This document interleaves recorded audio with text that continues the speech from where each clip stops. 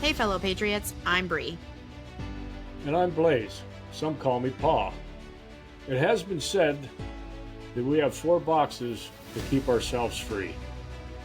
These are the soap box, the ballot box, the jury box, and the ammo box.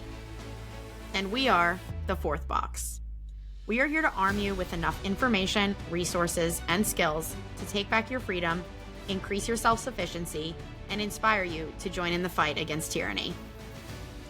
Thomas Jefferson said, "Eternal vigilance is the price of liberty." Thank you for joining us and for joining in this fight. Welcome back to the 4th box. Welcome back to the 4th box. I will go ahead and just remind you quickly to go ahead and if you haven't already, give us a quick like, give us a quick subscribe, give us a quick rating. Wherever you're listening to this on, just go ahead and do all the normal things that you do because we really appreciate it. Just going to go ahead and throw that in there in the front of the episode. I try to toss it in at the back, but I don't typically remember. So just going to go ahead and get that out there now because I know we have new listeners all the time. So we want you guys to stay caught up with everything that we're talking about and, shoot us questions and keep these conversations rolling. With that, Pops, I know that we're going to get into some interesting conversations tonight. There's never-ending stuff going on. It's too much to keep up with all the time. We do our best to just skim the surface. So go ahead and get us started. Yeah, well, I want to welcome everybody, any new listeners and longtime followers, greetings, and hopefully everybody has made it through the most recent past 4th of July weekend with all of their digits attached. I know we had a great time up in the great Northeast, up close to the Canada border, and did some bumping around in the woods and had some great family time. So it was a very, very welcome couple days of relaxation with some family. So we want to welcome everybody to the 4th box. We come to you from our virtual Buckman Tavern. It's a place that patriots gather.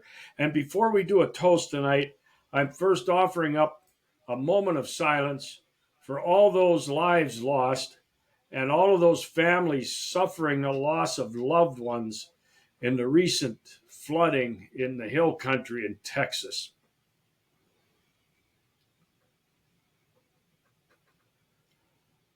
Our hearts and our prayers go out to all of those families and anybody, again, with this natural disaster or otherwise that has taken place here in the country. If anybody is inclined, I'm sure the Samaritan's Purse and others who we like to support will be down there if they're not already lending whatever assistance they can. So with that, I do want to toast. I don't know if everybody had an opportunity to see. There is a Coast Guard rescue swimmer, Petty Officer Scott Ruskin, who's attributed with being some part in saving up to 165 lives during that event down there. So we are raising our glass to Scott and to all of the Coast Guard and all of those rescue workers down there. In addition, I found a story, a young man, 27 years old, Julian Ryan, gave his life so that his children, his fiance, and his mother could escape a building that was flooding, his apartment or his home, whichever it was. And he punched out windows and got his loved ones out and ended up bleeding to death because of the cuts that he sustained making an effort to get his family safe. So, again, true American hero. We're asking everybody to do what you can. Certainly pray and whatever you can do in support of these Americans who have lost friends and family down there in the hill country of Texas. So kind of a sober note. That was a horrific event. I know we'll probably talk a little bit about it as we go along tonight. I do have a quote for tonight. Liberty is the power to do everything that does not interfere with the rights of others. Thus, the exercise of the natural rights of every individual has no limits, save those that assure to other members of society the enjoyment of the same rights. And that came from the great Thomas Paine, author of Common Sense. Thousands and thousands of copies were distributed, on the Eastern Seaboard during those days leading up to the American Revolution. A man of great words, and that was one that I found very near and dear to our hearts. We always say we are supposed to have freedom. Do anything you want to do up until the point that it infringes on somebody else's right to do anything that they want to do. We are so far removed from that. I know last week we spent a little bit of time talking about how people are duped into believing they are free. And we really are not. We are not free to do anything without first asking permission. And the great Von Gogh said, none are more hopelessly enslaved than those who falsely believe they are free. And I think that's where we are as a society today. So I wanted to tie that quote in, coming out of Independence Day weekend. I think reflecting back on the freedom we're supposed to have is a great idea that all of us should be spending some time on. Yeah, for sure. And I think, you bring up last week us talking about how so many people don't recognize what we've lost, that we have lost our freedom in so many ways. But your toast, you briefly hit on it there. You said this natural disaster or otherwise. And it makes me think that, while people are not waking up to the fact that we have lost our freedom, there are so many people all the time that are waking up to the fact that we are being manipulated in so many other ways. And I didn't necessarily think we would dive directly into the weather modification subject starting this episode, but I'm just going to go ahead and do it because of the quote that you shared and because of the toast that you had for this evening. And it's heartbreaking because something like this happens and there's just tremendous loss of life and so much grieving to do by the community and, the family members of the people involved and the nation. But everyone jumps to right away was this weather modification. This has been a huge subject, and there's a lot to suggest that it was. If you look at the whole Augusta Storico Rainmaker thing, we could have a whole conversation about that because I was expressing my feelings about this to you 2 weeks ago after having listened to some of his work.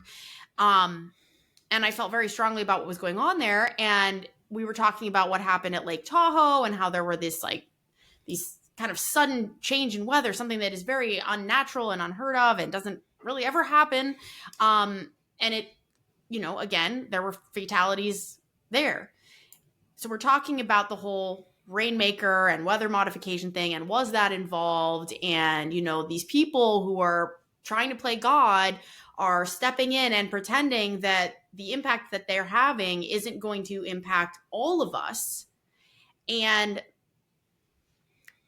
to circle back to the main point of what I'm trying to get to here is the fact that I do really believe that people are seeing all of these things and going, whoa, something isn't right. The fact that a flood like that happened, and the first thing so many people jump to is this wasn't natural. Something else is going on here.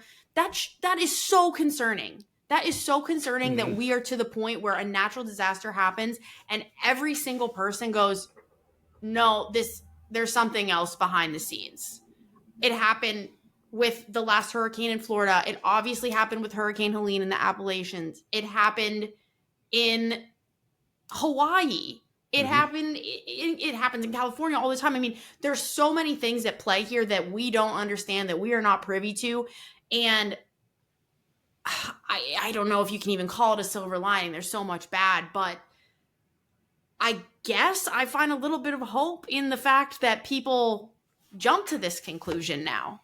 Because I don't think that was, 4 years ago, 5 years ago, this wasn't a normal conversation. Weather modification, cloud seeding, chemtrails, these were not normal conversations that people were having. And now they're everyday topics. So there is awakening happening. It might not be at the speed that we need it to, but it's happening. And that's a great example of where you see people really waking up to some of the things that are going on a much bigger scale.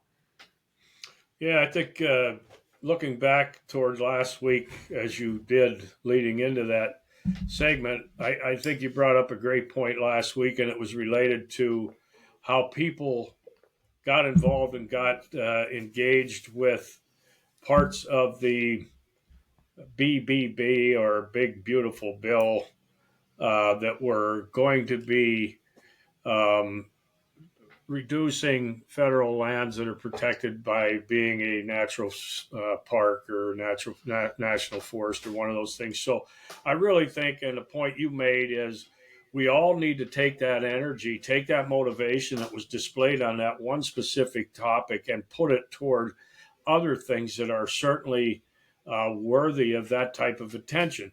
It's out in the open that there was cloud seeding that took place there 2 days before this event. So let's just start breaking this whole concept down. Number one, whether or not it had anything to do with the event, we can all speculate. We can suspect that it did. We can just suspect that somehow it changed the natural patterns. We can do all kind of things.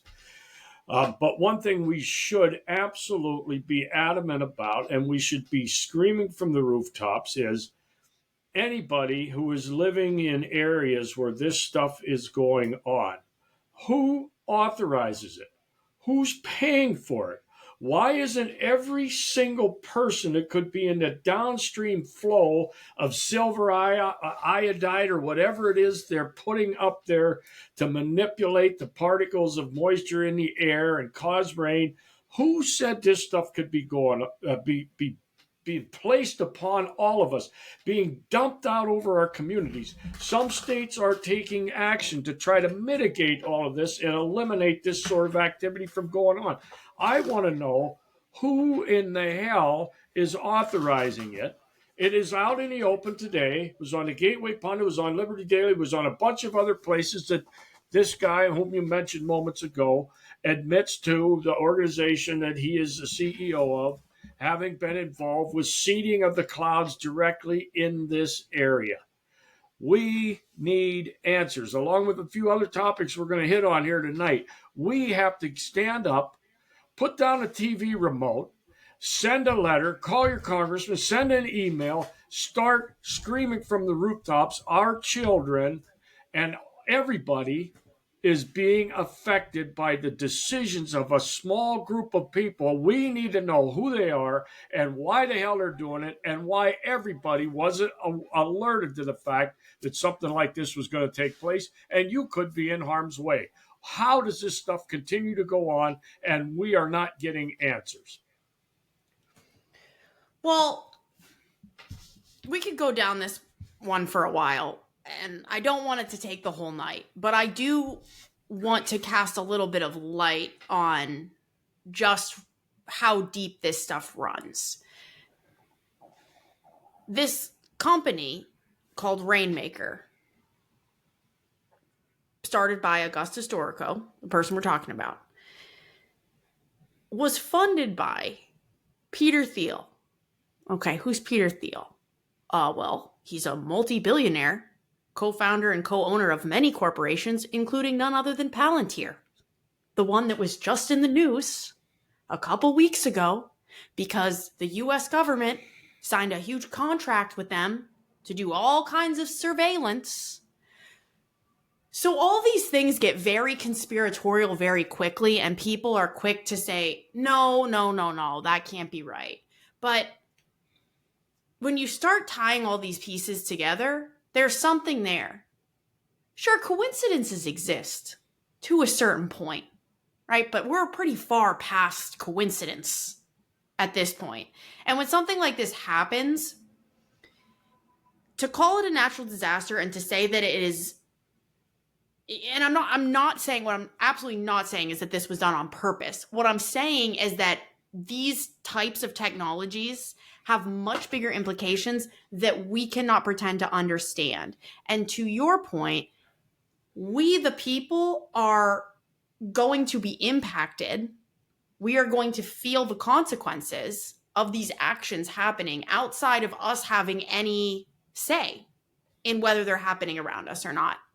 And then when you look at who's behind these things for real, these multi-billion-dollar companies and these multi-billionaires, these elite people, and you realize, oh, they're the ones behind the choices that are being made that are affecting our everyday, you have to start getting angry, and you have to look into that further, because how long is it until it affects you?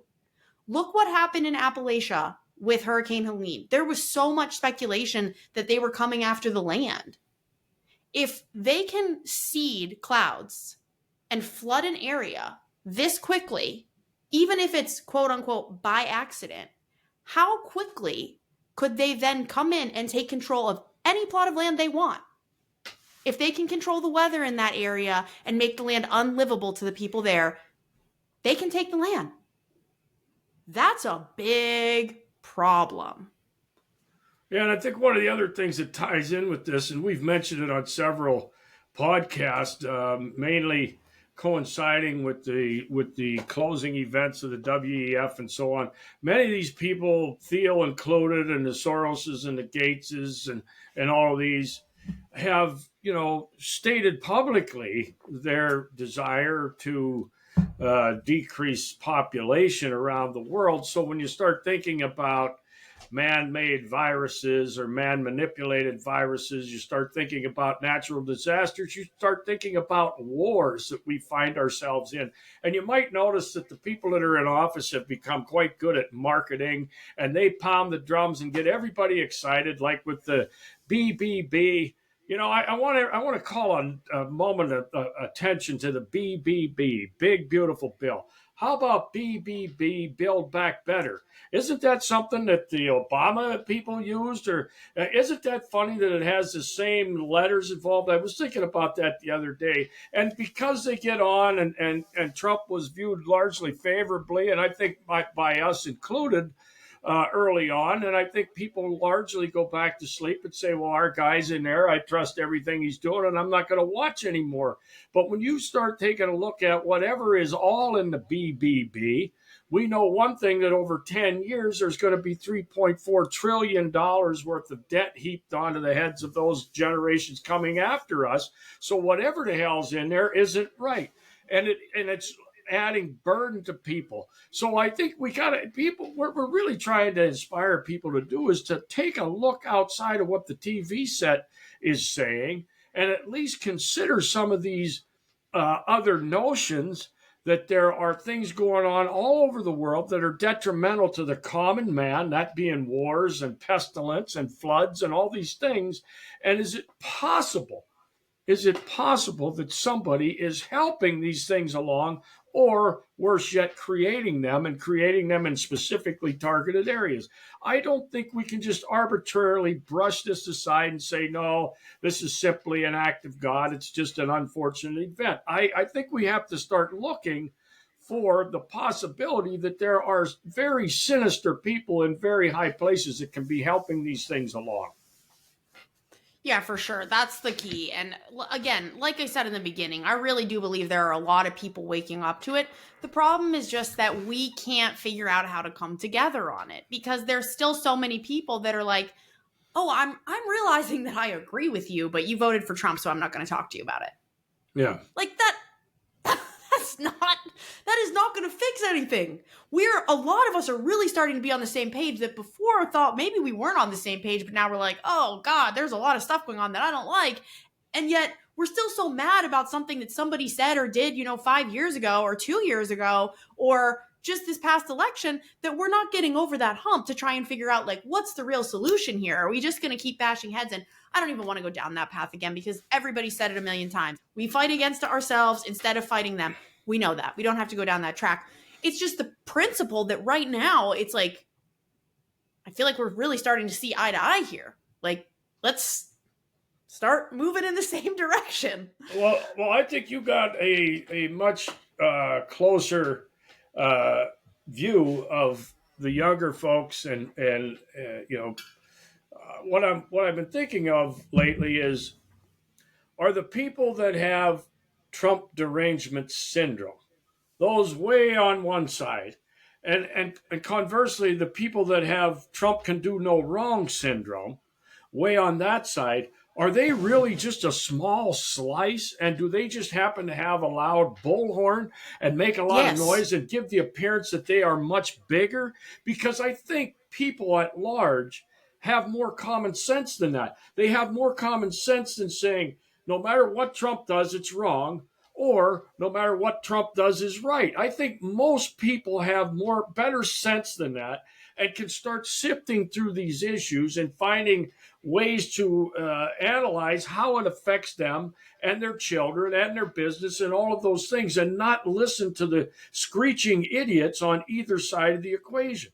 They are useful idiots. So they get the biggest bullhorn and they make the most noise, but they are not a representation of the larger segment of society, to your point, that is starting to say, no matter which side of the political aisle they may be coming down on, hey, there's things that are happening to all of us, no matter whether I got an R or a D or an I or nothing behind my name, that are being caused by people in office. It was caused by the last administration, and now there's a continuation or other things happening that we don't agree with, and it's detrimental to our outcome and our families. Well, you are right in saying that they're the smaller slice. For sure. For sure. That is absolutely true. I mean, look at where the mass majority of the American population gets their news. It's not the news. That is a very, very small number that's reading mainstream headlines. The the people that are really drawing in an audience, Joe Rogan, Tucker Carlson, Sean Ryan, these are people that think like us. Mm-hmm. So the problem isn't that people aren't aware and aren't starting to consume this information, and that, there's not enough of us. The problem is that we can't figure out how to get the gears in motion to start taking action with some of this stuff. We're having these conversations. The truth is becoming more and more widely known. People want to spread the truth and hear the truth. I think there's a real hunger for that. The problem is that once they have it, they don't know what to do with it, or they're so distracted by just trying to survive in this crazy world that they can't really put that on the pedestal. They have to deal with just taking care of themselves and their family. They can't make that their priority, and you can't really fault them for that.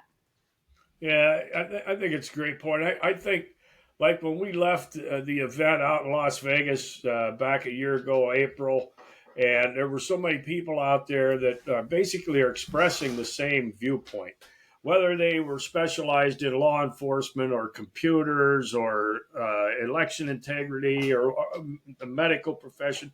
Largely, there's a lot of people from a lot of different vantage points that have the same view, but we just don't know how to put that into motion to accomplish what needs to be done. And what needs to be done is all of the skunks in Congress, all of the criminals sitting on the Supreme Court bench, and other federal judges or state and local judges, for all that matter, that are jumping in and making law. Everything is upside down. We have a lawless government, works nothing like it was supposed to. So what do we, the people, do? And that's really the missing piece of this. I think so many people are interested in taking some action to get our country back, wrestle it away from the hands of these evildoers who are overseeing our lives and stealing the wealth from the common folk and funneling it to the elites.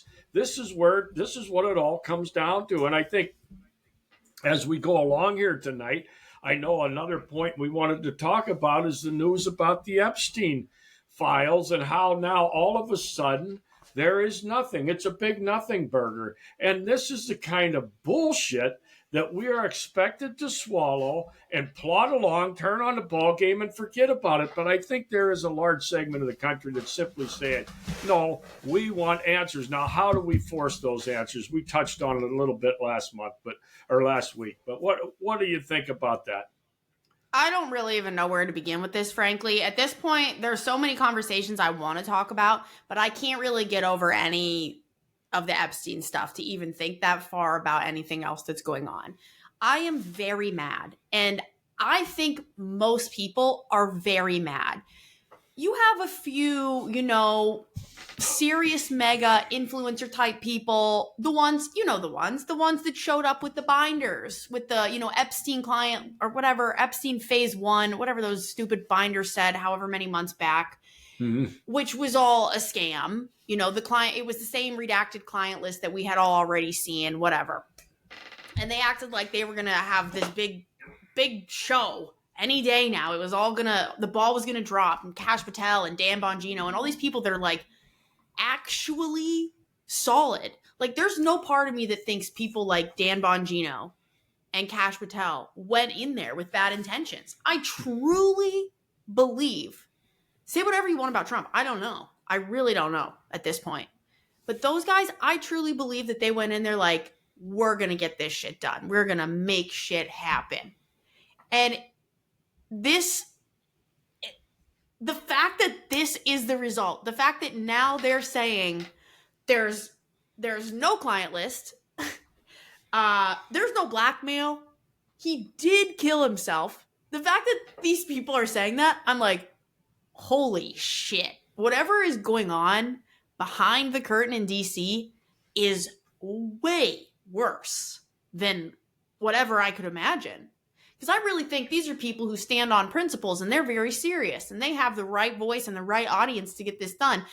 And somehow somebody twisted their arm hard enough that now they're willing to go back on every single word they've had for the past however many years, completely rewrite their own script, and act like, oh my God, this clip of Trump saying we're still talking about that. Whoa, I'm not okay with that. Like, that is such an insult to the American people. Yes, of course we're still talking about it. What are you talking about? You were still talking about it too. And now all of a sudden, somebody convinced all of you guys not to release the files. I'm sure it's because it would blow the cover of the truth of what we already know. I mean, most of us who are, deep, hardcore conspiracy theorists have been saying what we expect to be going on there since before COVID ever even happened.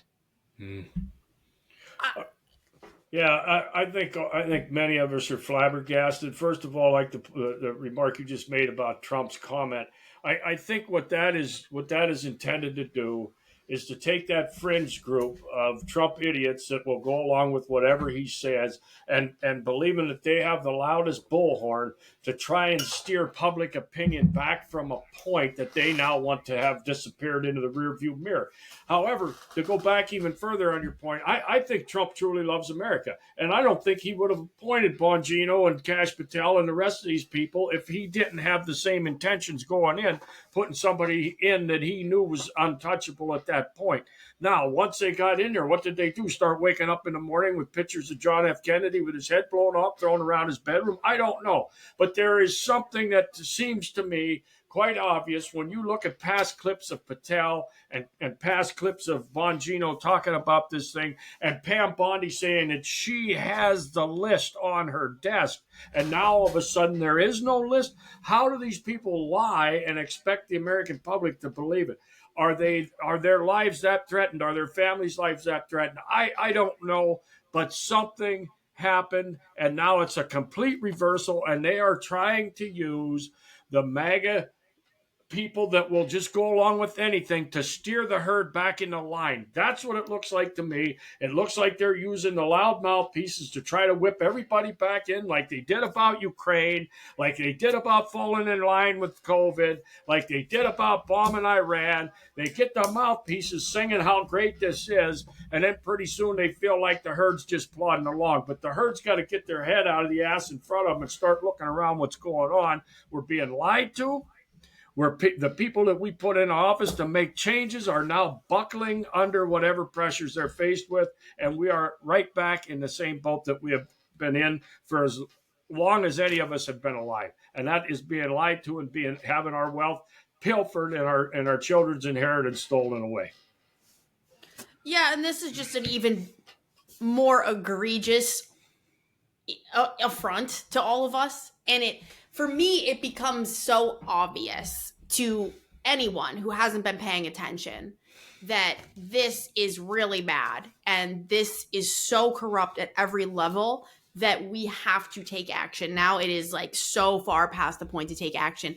And there are people that, like those people, those influencers, those mega influencers with the binders, that are now the mouthpieces and saying, oh no, we're so pro Trump that it doesn't matter. And yeah, why are we still talking about this? There are people that are taking that stance. A lot of people are like, well, it was never really a big deal. Like, that's what these influencers are saying. It was never a big deal. Like, what about all this other stuff that we're talking about? What about the whole thing that just happened with Iran? And then, Trump brings up the Texas floods during this conversation. Like, okay, yeah, I'm not saying that's not a tragedy, but that happened like 5 days ago. And this has been going on for years. And we've been trying to knock the door down. And you said you were going to do it. Like, we're not just going to let it go because there was a flood. That's absurd to even say. But my thing with the client list is like, what do you mean there's no client list? We all have access to the redacted client list. The thing that was in those binders that these influencers are now saying they don't care about was a client list. It's not like a, Mandela effect where, oh, it never really existed. And some people just have a memory of that. Like, no, it wasn't that long ago. You can still pull it up on the internet. And yeah, parts of it are redacted, but parts of it aren't. So where did the rest of that go? And there's so much there. There's so much footage. There's so much evidence that we knew to exist. It just had never been brought to the public eye. And then you have Pam Bondi saying, oh, well, it's all child porn, so we're not going to release it. We would never let that see the light of day. Yes, I'm sure some of it is. But why are people like Ghislaine Maxwell in prison if there's no clients? Then let her go. Like, what are we even doing here? It's so much bullshit, and it is such an insane and enormous lie, like directly to everyone paying attention. It's absolutely offensive from every single one of those people. Do they think we're stupid? Do they think we don't care? Or do they really know that there's nothing we can do about it? Because that is what pisses me off. Because there is something we can do about it. And that's when we go back to that conversation of finally linking up with people and figuring out what the next steps are here, because we have to take a step. We cannot let something like this happen and just sit idly by. These were the people who promised to go in and drain the swamp, and they've become the swamp monsters. That's exactly right. So again, there, as you went along, you gave me a lot of food for thought and things I've been thinking about. So, we've talked before, and we had the CIA whistleblower on, and you can read his book, and you can find out how the CIA influenced traditional media all the way back, Operation Mockingbird, Paperclip, all these different things. And if we, for some reason, expect that they have not infiltrated the non-traditional news outlets and have been able to make their way, worm their way in there where they know that people are easily led around by the nose. So all we got to do is get to these now non-traditional news outlets or platforms where people go to for information, and they certainly have weaseled their way into this, and they certainly are steering the voice of some of these people that are now saying we need to be focusing our attention elsewhere. This was really nothing. They don't want us focused on this sort of thing. I suspect many or most of them are implicated in there, and the deep state simply is not going to allow themselves to be rooted out and to be made visible to the rest of the country, even though many of us are pretty suspicious of what has gone on. And this is only the tip of the iceberg, I'm afraid. So, as you described the Pam Bondi thing, with now all of a sudden there's no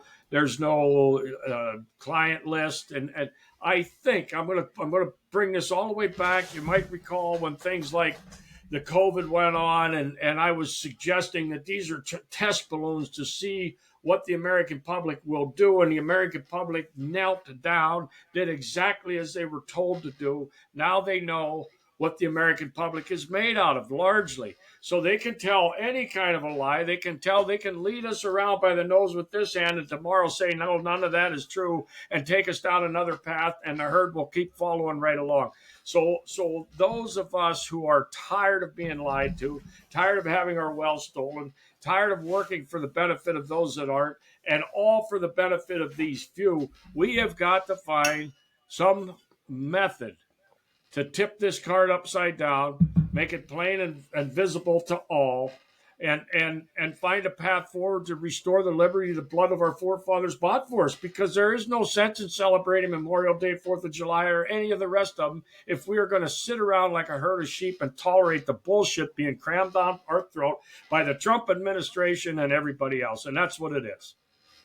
Yeah, absolutely. The thing about the Epstein thing, that when people say it's not a big deal, that they're missing, is that it's the one thing that linked all of us. It's like one of the very, very few things that in this country, on a national scale, it didn't matter what your religion was, what your ideology was as far as political affiliation. It didn't matter. It didn't matter if you voted left, right, or you didn't vote at all. Everyone was on board with the whole Epstein didn't kill himself thing. Why? Because it was so glaringly obvious that they were lying to us and that they were covering something very big up. Something that involved very big players, not just on a national scale, but on a global scale. Correct. That was the one thing that linked all of us. So what's scary to me is that if they drop a bomb like this and we do nothing, they know there's nothing that we will do about anything they do. 100%. And I felt the exact same way during COVID. They now know that we are a country of chicken shits. To our point last week, land of the free, home of the brave. No, we're not. Because we would not accept being lied blatantly to our faces. But COVID was easy to trick people on. Like, not for me, not for you, right? Like, but there were so many people that really believed they were doing the right thing because of, they have a sick family member or blah, blah, blah. It was very easy to fool people with that. What I'm saying is that people who were very much maskers, people who were very much not maskers, every spectrum was, the Epstein thing, they were on the same page about. Like, COVID, yes, that was super frustrating, and I agree, but it was only a portion of the population that felt so strongly against COVID and had to sit back quietly while the rest of the people knelt. When, yeah, they should have got up and done something, I agree. But this one, it's like, we're all on the same page. So now we know that there's enough of us and there's more of us than them. And if we still do nothing, now it's too late. COVID, agree. Test balloon, small one. Big one, but small relatively. This one, I don't think there's any coming back from.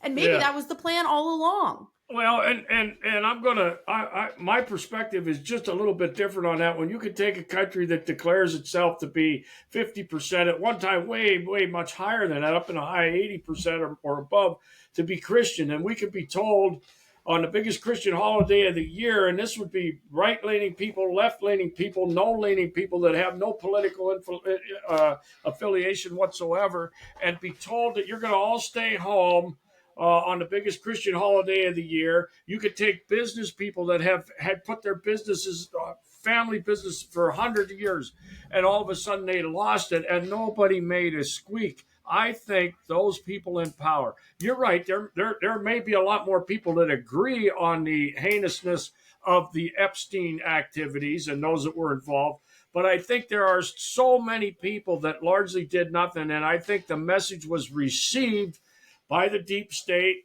their puppets in office, and the global elite behind it, that this country will do nothing. We can tell them anything and force them to do anything, and the majority is going to plod along doing exactly what they are told. There is no fierce independence left. There is no come and take it left. Those are idle words that 90% of this country simply has no understanding or appreciation for. And if they can, like we've said for 20 years, if they can pick up their six-pack of beer on the way home and go turn Desperate Housewives on and nobody's kicking the front door and they are perfectly content and the rest going on out there is not a big concern. We are sunk. There is not a way out of this. We're down to the fourth box, as we've said, not advocating it. We have been pleading and pleading and pleading with people for a quarter of a century now to wake up, because there is evil among us sitting in high places, and they are stealing us blind, and they're killing those that they want to be gone, and we sit here and do nothing. Yeah, I mean, I think that's fair for sure to make that comparison to what happened during COVID. I just think it's a lot different. I think this is a much different type of situation that we're in now. But again, I could talk about this all night because I'm really furious about it and I really want to say more about it. But there's a lot of other stuff I want to talk about. And some of the things that you hit on, obviously, were COVID. And you mentioned the whole Ukraine thing. Like, there's all these things that we've been kind of dragged around by the nose on, and we don't do anything about them. And say what you want about what's going on with the Epstein stuff with Trump. Maybe he's secretly just a really bad guy. I don't think it's, these aren't dropping because he's on the list. I think if he were on the list, they would have dropped way sooner and this would have come out in the public like forever ago. So I don't think the threat is that he's on the list and he's like part of the Epstein deal and, the Epstein Island. I don't think that's the problem, but think what you want, right? Think he's a bad guy, or just think that he's being completely drug around by whoever his global cabal handlers are. I don't know. The point is, there are other things happening that are also really, really not okay and not what we signed up for. You may have seen there is a doctor in, I want to say Utah. I have it pulled up somewhere. Yeah, he's in Salt Lake County. And he was originally charged by the Biden administration back in 2023, for his heinous crime, which was he had destroyed thousands of vials of mRNA COVID vaccines, which at this point, we know that those were very, very bad. Those have very bad side effects. They're putting all these things on the website now. Like, it's not a secret anymore. We know it. Some of us always knew it. Some of us are just talking about it now. I don't care if you're just finding it out this minute that there was a problem with them. The point is, this guy followed his Hippocratic oath and did what he felt was the very best thing for the people that he was set to take care of. And he got rid of these vaccines because he knew them to be poison. And he was charged by the Biden administration. However, that hasn't been dropped. If this is still happening, people like this are still being prosecuted under the Trump administration, under people like Robert F. Kennedy. We have not solved any of our problems. It's not just the Epstein thing. We also have this. And I'm sure you've seen, we're resuming our supply of weapons to the Ukraine. What the actual hell are we even talking about here? This is complete and utter insanity to me that all of this stuff is going on and we're still going to pretend that Trump and MAGA are the same thing. At a time, there was a time where I thought Trump was the face of MAGA, the movement of the people who wanted change. Now I realize they're not even the same thing, actually. And again, maybe that's because he never wanted to make America great again. Or maybe it's because he got into office and he realized that the problem is so deep and so big and that his whole family will be murdered, so he doesn't have a choice. I don't know. I personally believe the latter. It's actually way scarier if that's true. I don't even want it to be true, but I kind of hope that it is, because I don't think that Trump is just a really bad guy inherently. I think that there's something much bigger at play, but if that's the problem, that our solution isn't just dealing with our government. Our solution is dealing with a much, much bigger issue. And I think people like you and I know that, and people that listen to the show probably know that. But how do you approach that problem? Because that's a way bigger problem and runs way deeper than anything we understand. Yeah, that's precisely correct. I don't know either, but obviously Trump's delivery of the goods he promised has been altered. Was that always the intent? I tend not to believe that also. I think he truly was a person committed to trying restoring what he felt America was supposed to be. I think something has happened. I think something has happened to these people who he put in office, who many of us believed were going to be significant game changers. They were going to be exposing and they were going to be bringing forth to the public what has been going on behind the curtain. I think something happened. I think they have been leaned on. They have been told, they have been exposed to what could happen to them and their loved ones if they keep down this path. And now all of a sudden there's a big reversal and they're counting on their public opinion, favoritism, and so forth to try to lead people back off the trail, the blood trail that folks have gotten on, recognizing that people in high places have been stealing from us and trying to kill us and all those other things. To go back to the doctor you mentioned, I did have his name and stuff written down. He was substituting a saline solution instead of shooting this poison bioweapon that was created by people in high places. He avoided doing that, like you mentioned, living up to his Hippocratic oath. And in addition to that, he was helping make cards for people that indicated they had received the vaccine. Now, if it holds up, he has been sentenced to 35 years behind bars. I want to tell you, people, there are rapists and murderers on the street that have gotten out with lesser sentences. But because this guy thumbed his nose at big government and those people in power, this is what is happening. This could happen to all of us. We need to get our head out of our ass and recognize the enemy is within. It is sitting in high places and behind those sitting in high places. And if we continue to turn a blind eye to it and pretend it's not so, we could all end up like this fella did. He should be an American hero. He should be receiving the Congressional Medal of Honor in the halls of Congress, except Trump ain't going to go back and say that, all of his push to get the COVID stuff going was a mistake. He ain't going to do it, but he should be doing it. If he was a man of truth and honor, he would be doing it. Say, hey, I barked up the wrong tree. I was fed a lot of bullshit. I'm sorry I misled the country, and they ought to be rewarding that guy with putting his job back and taking care of the discomforts that he's had to go through for doing what was right. And that was avoiding putting poison into people when he knew it was so. Right. Yeah, for sure. There's so many of these conversations that we can have, there's just so many examples of things that we really thought were going to happen here and didn't and aren't. They're not going to happen. Mm-hmm. And yeah, I don't know. Maybe it's MK Ultra, honestly. Maybe it's just the CIA behind everything as usual. And they're just close enough to people like Trump and Bongino and Patel and Hegseth and Gabbard. Maybe they're just close enough that they can slip a little MK Ultra in their drinks every night before bed and just control everything that they do. That certainly could be. But who's behind that? I don't know. But there's something very weird going on with all of these people who really, I really think went in there with good intentions. And the fact that all of them have changed their tune so swiftly and so violently. It's not even close to what we thought we were getting. Mm-hmm. It's like, it can't get any more obvious than this. It really can't. And the last thing, you might have a couple more things, but the last thing I wanted to go into while we're talking about some of these subjects is obviously the divide that happened between Elon and Trump. And people have different views on Elon. I think there are some things he does that I don't agree with, like anyone, of course. But, he was pretty opposed to the things that Trump started doing when he was in office, basically because he went back on his word.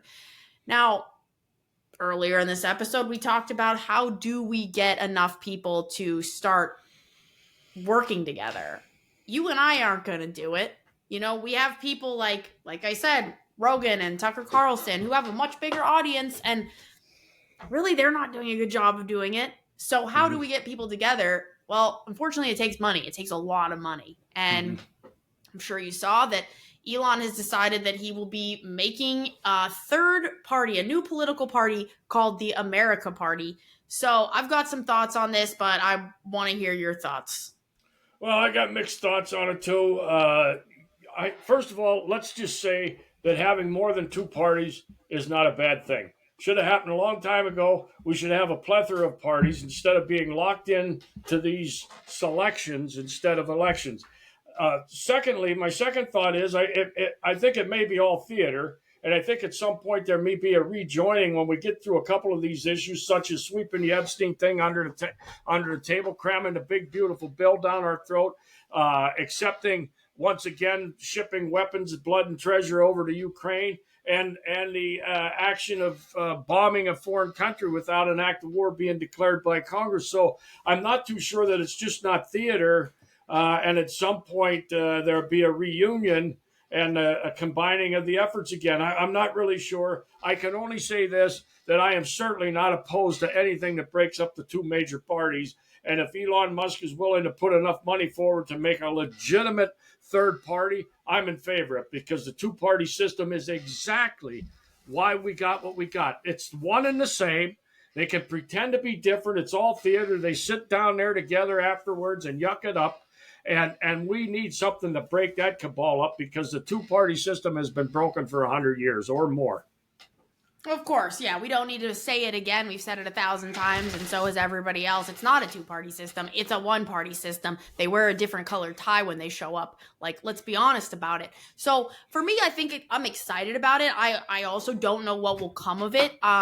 It's kind of a double-edged sword, I think, because you don't want this like multi-billionaire to control the whole party. Not that that's not what's happening with the other two, but you want this kind of like grassroots. You'd love for like a grassroots third party to really pop up, but we do have other parties. It's just because they don't have enough money behind them, they never gain any traction. So unfortunately, as much as you don't want big money controlling the situation, it's the only way for another party to ever gain traction. And it's a shame, because right now, if you look it up, if you try to look into this, it's a lot of headlines that are like going to be a lot of like legal and financial hurdles for a third party. And it's like, where is there a law ever that says we are a two-party only country? Like, that's insane that's even, but that's the problem, is that they, we talked about this last week or the week before, like people just don't know. Mm-hmm. And I don't know how people can read these headlines and be like, yeah, that's illegal. I mean, that's totally illegal. Like, look at how many independent, like, libertarians have run and done fairly well. Like, it's not illegal. It just never goes anywhere, because the people that are behind the Republican and Democrat Party won't let anyone get to that point. So that's why I guess it's a good thing. I want to see it kind of come to fruition. I want to see people step in. I'd like to see what type of people would end up running under that party. In theory, it sounds great.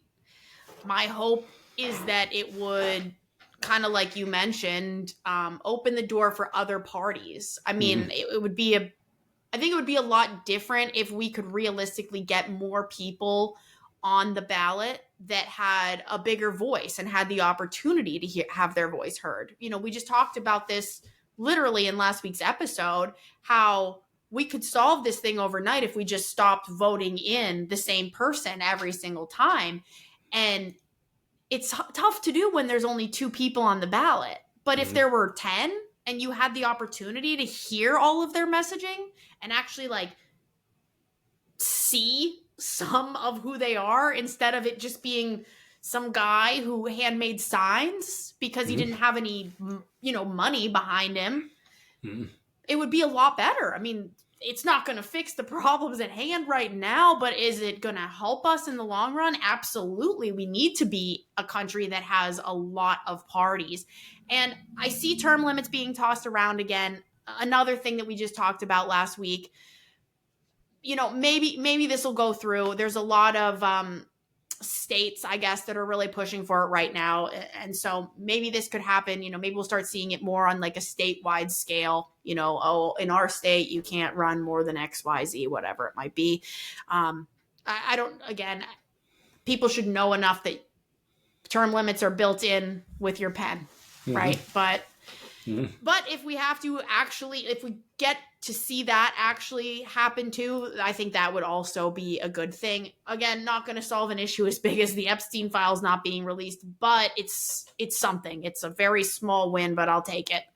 Sure. Well, yeah, we're all coming up on an hour, and I know we did have other topics. We're certainly not going to get to them all, but I did want to talk about Kennedy and what he's doing or not doing. But I'm going to go back to a couple of remarks you made, and you're 100% correct. All they have to do is throw out the notion that it's illegal for another party to get started, and half the country's going to plod along with it without even questioning it. And they recognize this. They know if they put statements like that out, the large part of the herd's going to go along, and therefore they've already won. They have already defeated the opposition, because half the people or more are simply going to be turned away because somebody on a TV set said it'll be illegal if Elon Musk starts another party or anybody else. So that is how easily we're led around by the nose. But the bigger point that I think I wanted to try to highlight, this is exactly why the federal government was supposed to be so small, only had the authority to manage a couple of things, 18 things: the currency, the border, the military, the highways, the post office. Very limited in scope is what they were supposed. But we have all fallen back to sleep and allowed the federal government to assume all of these authorities that do not belong there. Just think how much easier it would be to change the political landscape in your county or in your state rather than to try to change it at the national level. That is exactly why the founders only specifically delegated a few authorities to that level. And we shouldn't even be worried about it. There should be so little involvement with the federal government in our everyday lives that we shouldn't even be talking about all this crap. But anyway, I wanted to talk about that. We'll have to try to make a point to get back on the Kennedy thing. I'm largely disappointed. I think there's some food industry giants that are scrambling to get some of the food dyes and different toxins out that they have been getting away with putting in our food for a long time. But when you come out and say in 1970 there was less than 0.7% of children in the country that were diagnosed with autism, and there were significant studies being done, and today in California, it's 1 out of 19, and with boys, it's 1 out of 12. 1 out of 12 children are being born or brought into this world with this disability, and we are sitting on our hands. How chicken shit of us, how cowardly of us to be sitting back and allowing the next generation to be adversely affected by these criminals that are doing it for no other reason than to enrich themselves. Kennedy should have been in there with a sledgehammer, not a feather duster. I'm disappointed. I think he's getting a few things done, but it should have been so glaringly obvious. And again, has he been leaned on? Has he been given the authority to dance around the edges, but nothing big and significant getting done? I don't know. That's what it feels like to me on all of these fronts. Yeah, for sure. I mean, I think that there are small things, you mentioned like the dyes, and that's good, but there's other stuff that I think is going on a little bit behind the scenes, but we just don't see it because there's so much other noise. You may have seen the statistic that came out that the CDC basically hid the data on the hepatitis B vaccine, which is one that's given to infants. It's a 1,135% higher risk of autism. I mean, that right there contributes directly to the statistic that you had mentioned that he spoke about while campaigning. Like, that's a big number. 1,135% higher risk of anything. I'm not going to do it. And, of course, he alleges that the CDC hid this data. Well, a lot of people have steered away from giving their child that vaccine for a long time, long before this statistic came out, because there was already so much speculation that it caused issues amongst many of the other vaccines in the whole childhood list of all the vaccines they have to get from the time they're infants to, however old. That whole regimen, there's questions about every single one, and that's it's great that this statistic came out about this one, because I do think people will start questioning it. The problem is, once again, the mainstream, of course, is saying, oh, it's going to start a whole new pandemic because we're not going to be vaccinating. And again, that's fine, because like I said earlier, I don't care what the mainstream media has to say. When you look up any of this information, it is insane how far from the truth it is. They're saying that not giving your kid this vaccine and RFK talking about it is going to start a new pandemic. They're saying that the ending of the funding of USAID is, as we talked about before, going to cause millions of deaths.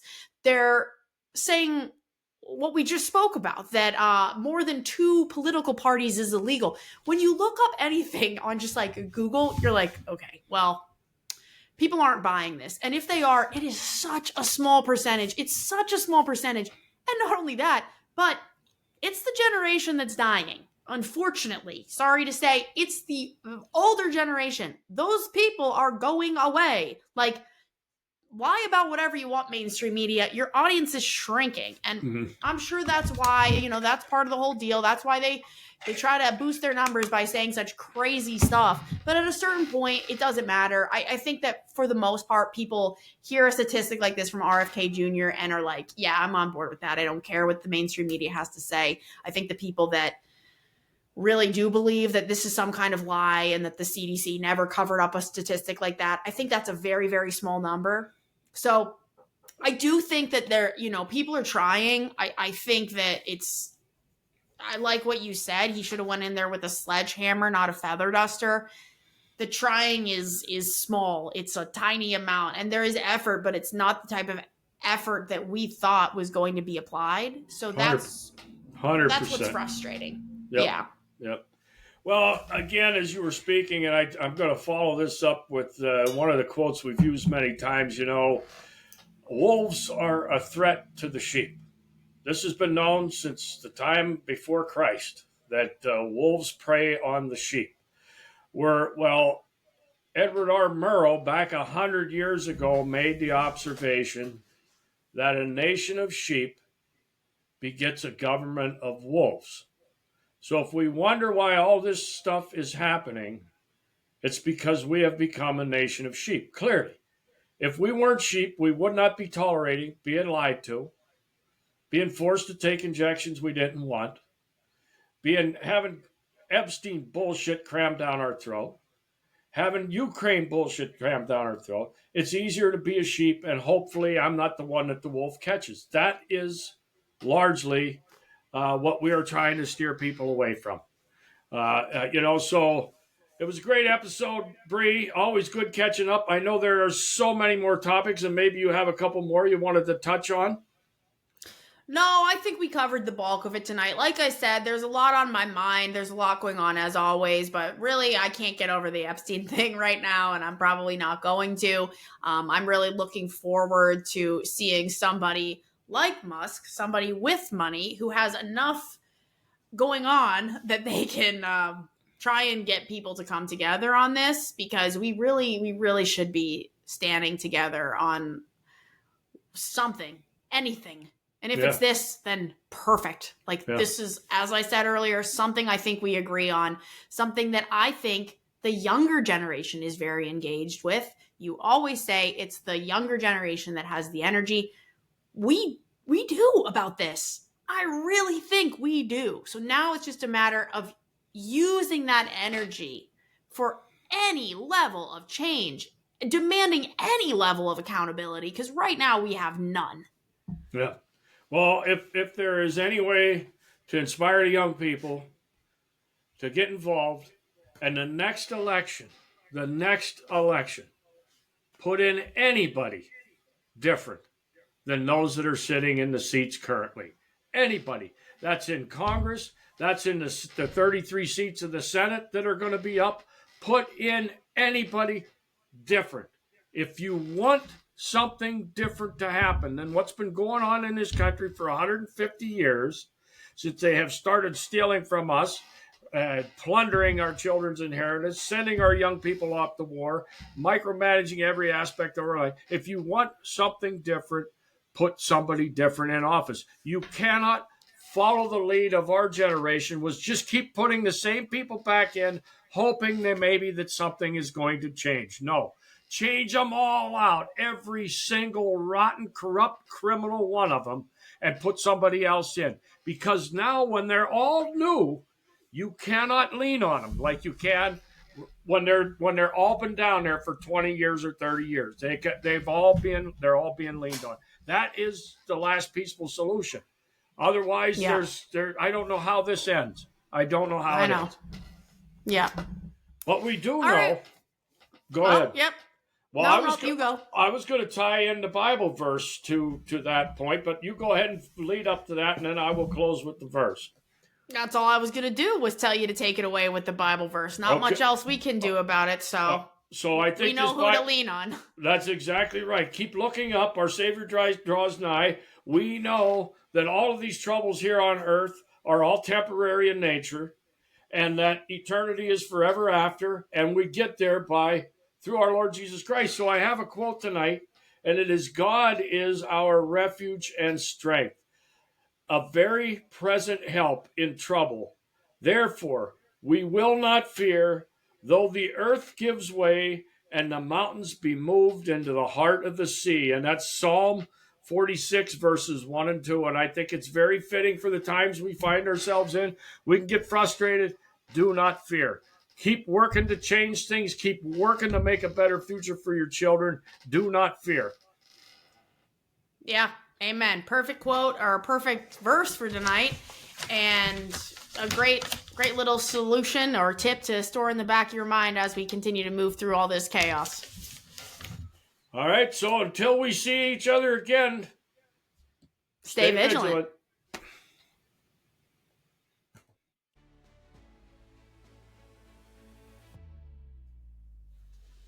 Thank you so much for listening. We really do appreciate the support and truly love getting to share this message with anyone who wants or needs it. The best way for you to support the show is to subscribe, add a rating, and share with everyone you know. You can find us on Instagram, X, and at thefourthbox.com. We'll see you next Thursday at 6 p.m. Stay vigilant.